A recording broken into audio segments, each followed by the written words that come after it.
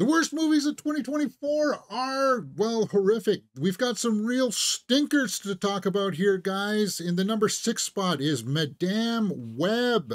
And I think most people can agree with that. But let's start off the list a little bit easier here. Let's start off with some honorable mentions because some people will agree that, yeah, Madame Web's bad. But what about movies like Argyle, James? A lot of people really didn't like Argyle, and it was critically panned at the box office. Uh, Unfortunately, because I am a huge, I'm unhealthily in love with Bryce Dallas Howard. I gave this one a huge pass. Also, I like Sam Rockwell, but Bryce Dallas Howard, the movie, I admit, gets really stupid at the end. In the third act, things get moronically stupid. Jesus. So if somebody were to say, yeah, Argyle deserves to be on the worst movies of the year, yeah, but for me, Bryce Dallas Howard, she was enough for me to go, okay, I had fun with Argyle. So that's an honorable mention for one of the worst movies of the year. Yeah, Argyle got panned by critics, 33 by the audience, but 72 by the audience. So that's where I'm saying that, yeah, there's enough wiggle room there for people to say, for me to say, okay, I liked it. Another movie that will be on a lot of people's lists for worst movie of the year so far will be Civil War.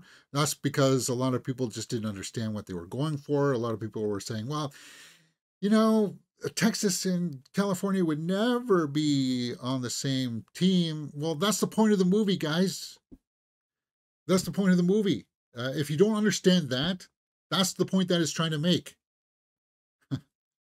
And it's like, well, it's not realistic because they would never be together. Well, that's the whole point, guys. That was the entire point of the movie. I like the visual style of it. Alex Garland, the guy who did Ex Machina, 28, and Annihilation. It was very on the nose at some parts as who's like the president supposed to be and stuff like that. It'll be on a lot of people's worst movies of the year lists, but for me, it wasn't that offensive. Civil War. It'll be up there for some people. Kaylee Spaney, who's going to be in the Alien Romulus movie. 81% by critics, 7 by the audience. So, yeah, if you're trying to bring in like a political agenda to this from our reality, then this movie is not going to work for you. You'll be like, oh, I hate this. It's not even supposed to. We went through all that when we went and did our reviews for that. Where it's like, well, that's not what it's trying to do, guys. It's not what it's trying to do. But I thought those were worth mentioning.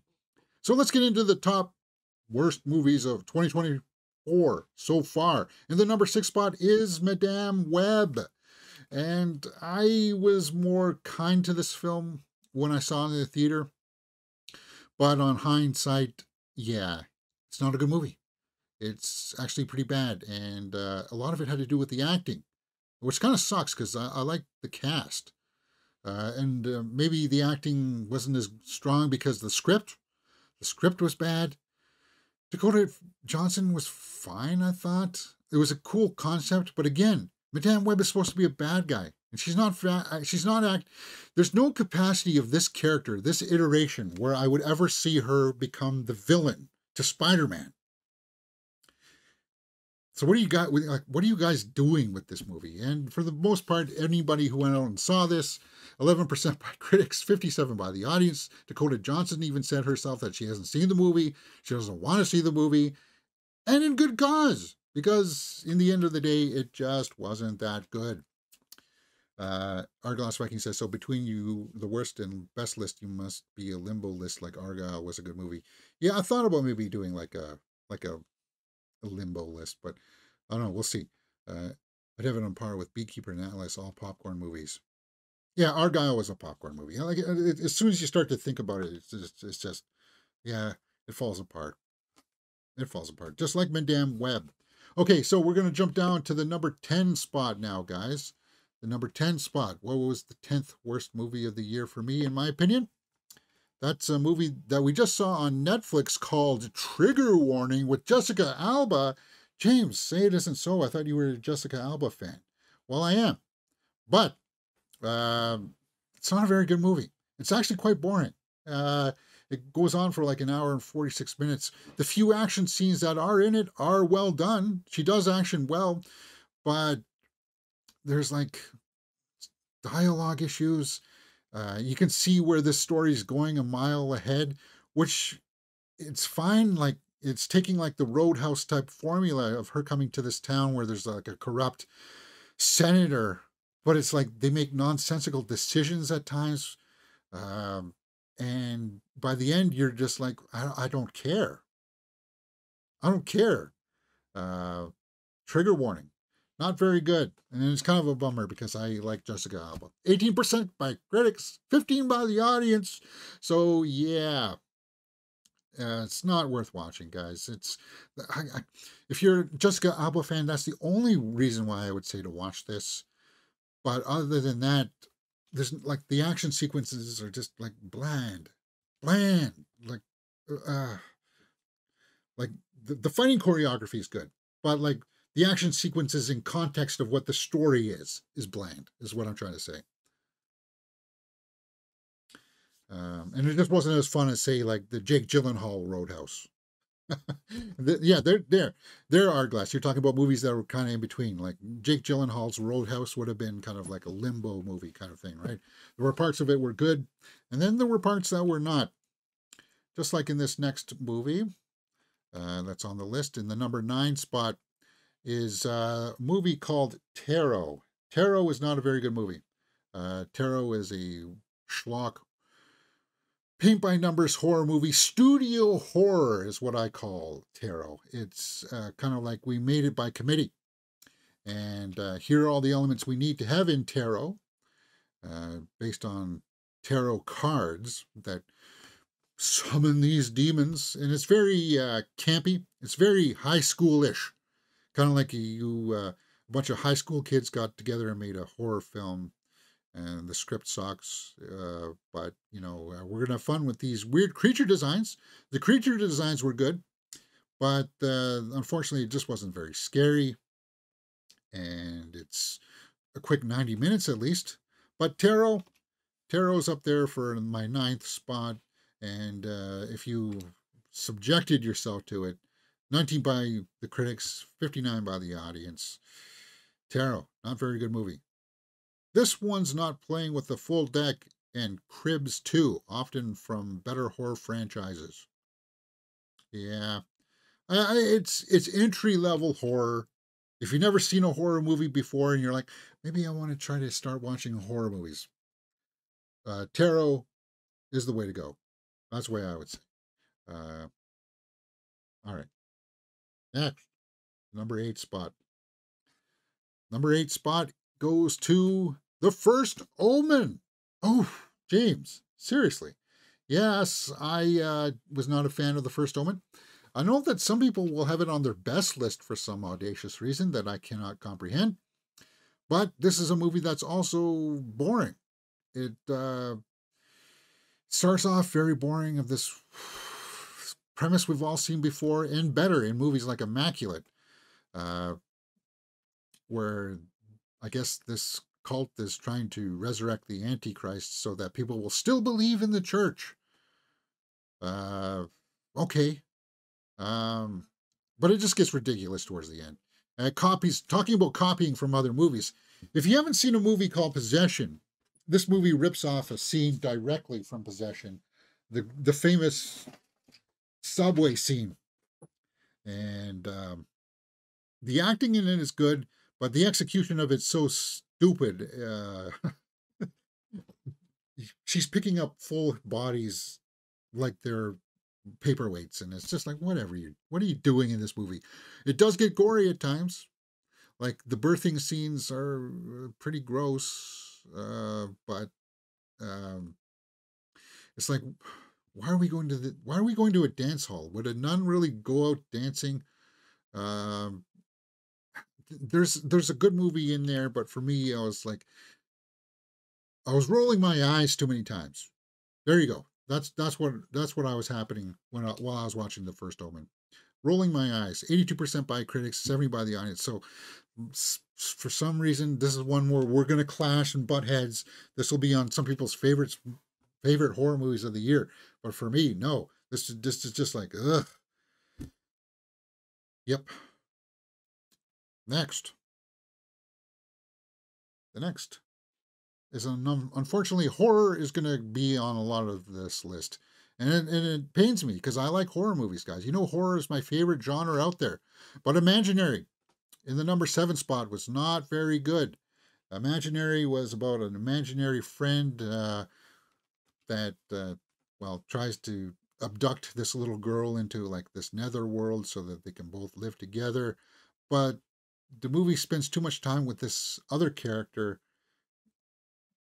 trying to come to terms with her past and stuff like that. And again, it's got an interesting concept. And I like how it kind of goes into like this Alice in Wonderland world at the end. But then you see the creature designs and it's kind of like, it's a little too late in the movie to start getting me invested now. Um, it's really clunky. This movie's too clunky uh, from Blumhouse. Yeah, it's not very good. It spends too much with her and her past and trying to weave that into the story, and it felt like it just didn't know what it was doing.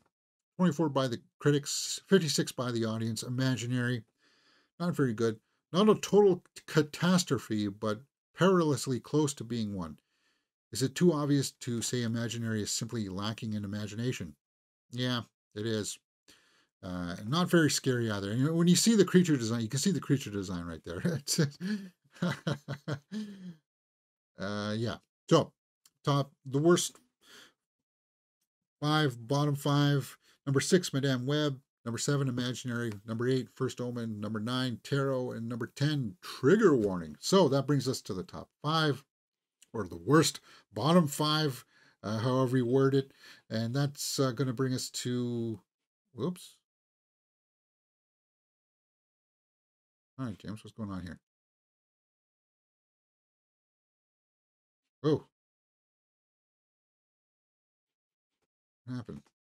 I lost my,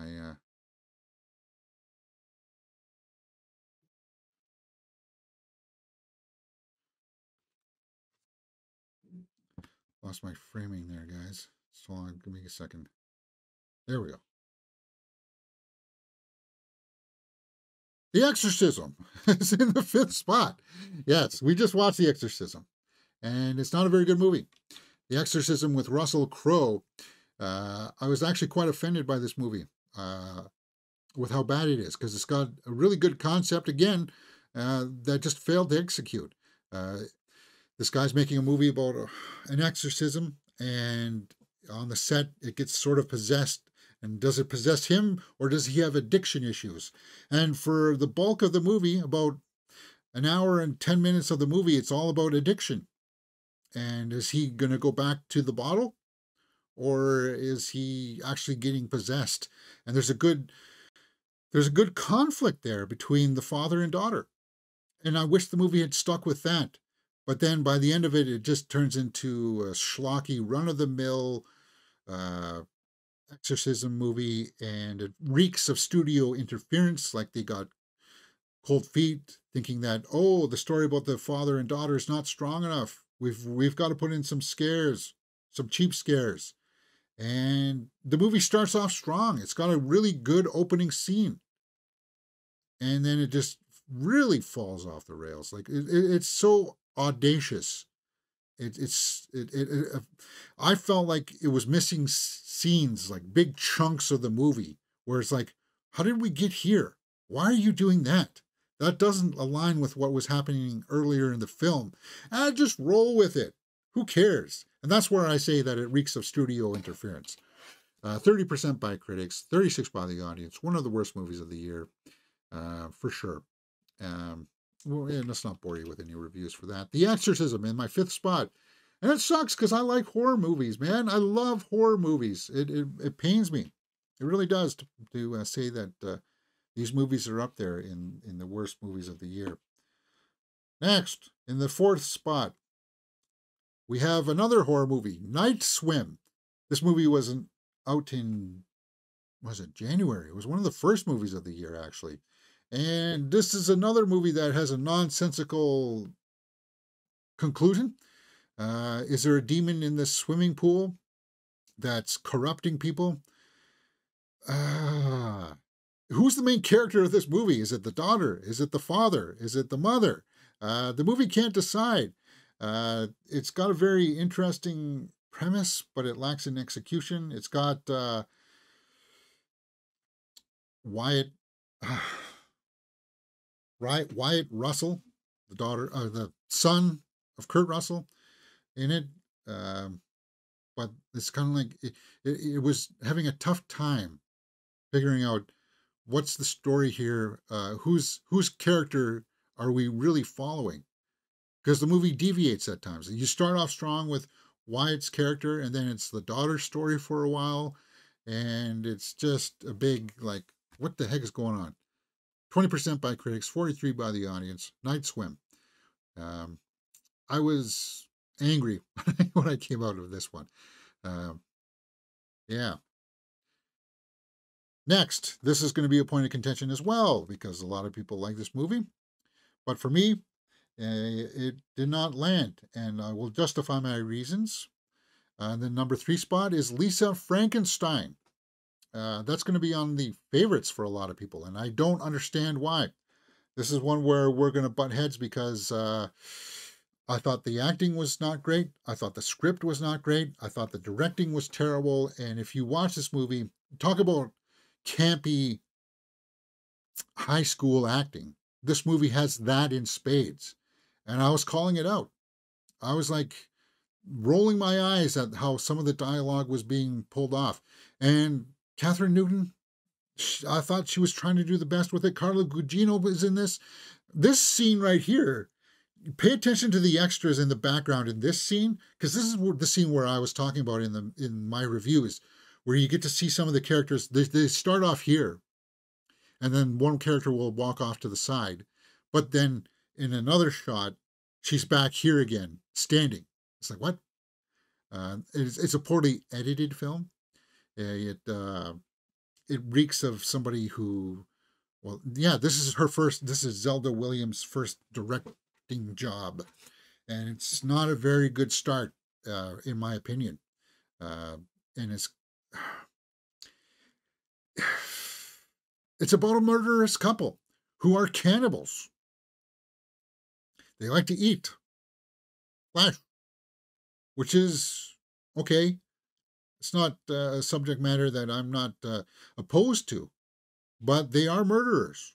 And the trailers did not really convey that very well. The story doesn't even address all of that very well either, that they're murderers. And they got no problem murdering people. It's supposed to be funny, James. Don't you get it? You just don't get it. No, I get it. It's just, it's not very well executed in the fashion where I'm like, it's like, okay, I understand what you're doing, but it's like you've done it in such a way where it's like you've explained it to me like a 3-year-old would. You're missing parts, right? That's the way that I would explain how this movie kind of unfolds. And it's a shame because I like Catherine Newton, who shines in movies like Abigail, but this one's just it's not very good, guys. It came out in February. The costuming was probably the best part of this. For me, yeah. And I'm going to be in the minority on this one because people who saw it, liked it. It's probably going to become like a cult hit for the younger audiences. 51 by the audience, by the critics, though. Yeah. Goth. I wouldn't even call it goth. And this is the kind of movie. I saw the TV Glow was on my best list. This is the kind of movie where the soundtrack, like a more dark gother soundtrack, would have worked, but this has more of like a poppy, pop. Ooh, we're having fun type of soundtrack, and it clashes with what the source material is about these two people being killers, right? Yeah. It's hard for me to not to rag on it anymore than that, but well, not to rag on it, but it is what it is. And I had no fun watching this movie. Like I was this close to walking out of this movie. That's how much I didn't like it. But there are worse movies. There are two worst movies of the year. So what's next in the second spot? The Strangers, Chapter 1. Yes, this movie is an abomination. This movie should not exist. This movie is terrible. Again, Rainey Harlan directed this, and it's got two more chapters coming. This Chapter 2 comes this year, but it's a remake, a recounting of the first movie that we saw, and doesn't add anything new to the table. It's not scary. This is the type of movie that would benefit from visceral horror, like seeing people getting gutted. Maybe a little bit of not as rated X version scenes like we saw in House of Dragon last night, but it would have maybe benefited from something like that to help get you down into that visceral. Oh, we're watching a very adult theme thing here, but this is so tame. This movie's so tame you could watch it on primetime television and they wouldn't have to edit anything out. Maybe somebody getting stabbed, but that's it. Uh, it's very entry level horror, but if you've watched Strangers before, then this movie, it's like pulling teeth. Madeline Pesh does a great job with what she was given, but the strangers are not scary. And this movie is like, hey, there's a vehicle right here.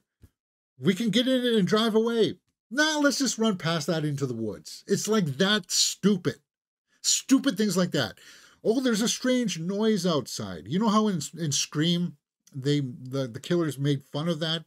Oh, why don't you just go outside and investigate a strange noise or something? Well, Strangers Chapter 1 has that in spades. It's like, oh, God. Yeah, I do not want to revisit this. I'll be like trying to force myself to go see Chapter 2, but I'm not looking forward to it. And that's my second pick. I think it got pulled apart by the critics as well, right? 22% by critics, 44 by the audience. Not a lot of redeeming factors in here. Not a lot for The Strangers Chapter 1, which brings us around to our worst movie of the year. And this should come as no surprise. It is a Netflix film. Snyder fans won't like this, but it is Rebel Moon Part 2. Anyway, oh well. Rebel Moon Part 2 is my number one. And guys, I'm speechless. This one left me speechless because it was getting panned by critics even before we saw it on Netflix. And I was like, do I really want to watch it? Because I didn't really enjoy the first film, but it is Zack Snyder. This washed out color palette throughout the first 45 minutes of the film did not work for me. Ed Skrein as the bad guy was a huge waste. Uh, they're talking about the spirituality of farming grain for the most part of it, right? For the first 45 minutes. And like in a futuristic world, that doesn't work for me. And it sucks because I like Sofia Boutella as an actress, but it was blatantly clear in this one that she's not a leading actress. And it sucks. And I think she can still, I think it's in her to do it. But Zack Snyder was not good enough at pulling that performance out of her. I would have workshopped with her for a lot more. I would have been like, okay, we're going to go through these scenes again and again. Try something different. Um, like you know how Tom Hardy tries to do something different with all of his roles, other if he's talking like this in Bike Riders, like that kind of thing. Experiment. Because if the role is bland, that's why Tom Hardy does those kinds of things, right? To add different levels to it. And I think she could do it, but uh, this is just uh, uh, lots of people who saw this were not happy with Rebel Moon Part 2. 15% by critics, 48 by the audience. The Snyder fans probably pulled this up. There are the diehard Snyder fans out there that will die on this hill, and they shouldn't, because it is not a very good movie, and that's pretty much all I got to say about that. So, what is the worst movies of the year for you guys? Let me know your list in the comments below. Is it Rebel Moon Part 2, Strangers, and Night Swim, Exorcism? Did you see a lot of the movies, any of these? Let me know in the comments below, and we will talk about it. Chris Schober says, did you know they're going to do an imaginary sequel, James, in the works, but not doing it right now? I don't know about that. Are you getting a copy of Kingdom of the Planet of the Apes, James? Yes, I will be. I'm going to be looking for the 4K version of that, because when I come back from my vacation here, I will be acquiring a 4K television. So I'm going to get a 4K player as well. Yeah, not looking forward to the sequel of Night Swim. Yeah, Night Swim was terrible. All right, so those are my best and worst list, guys. Those will get chopped out and put up later on. I'll put the Rebel Moon 2 poster there. But I thought that we're sitting at an hour and 9 minutes. Thought we would just briefly look at what's coming up for the rest of the year and see